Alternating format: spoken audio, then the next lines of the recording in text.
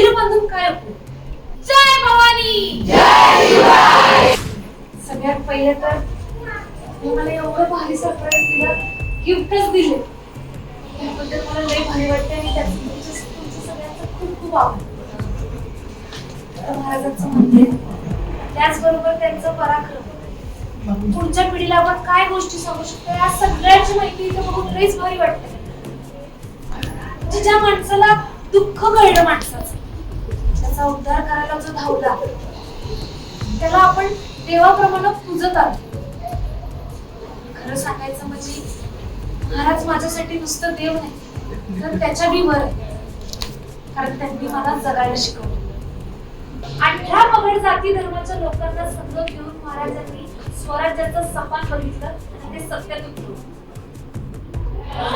त्यांच्या राज्यातल्या प्रत्येक कारागीला, शेतकऱ्याला, गोरगरिबाला बळ दिलं. अहो, प्रत्येक मावळ्याला त्यांनी काळजाच्या तुकड्यामध्ये जसं जपलं. आता राज्याच्या पाटलाची गोष्ट तर आपल्या सगळ्यांनाच माहिती आहे. महाराजांच्या आयुष्यात आलेली पहिली गुरु म्हणजे एक स्त्रीच होती, राजमाता जिजाऊ. आणि त्यांची शिकवण घेऊन जर आपण एखाद्या परिवाराला सुरक्षित वातावरण दिलं, चांगलं बळ दिलं, चांगलं शिकवलं, तर मग महाराजांसाठी आपली हीच मानवंदना असेल. आज मला इथं येऊन वेगळंच बळ आहे, वेगळीच ताकद मिळाली.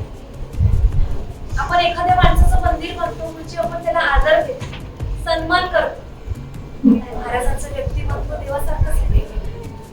पण जर त्यांचे विचारच आपण आपल्या दिवसभरात, रोजच्या दैनंदिन आयुष्यात अंमलात आणू शकलो नाही, तर मग नुसतं मंदिर बांधून काय उपयोग? आज तुम्ही सगळ्यांनी मिळून मला जी भेट दिली आहे त्याबद्दल खरंच तुमचं लय आभार. ही ताई म्हणत्या ऋषी सर, तुमचं बी लय आभार. या संधीचं मी नक्कीच सोनं करेन.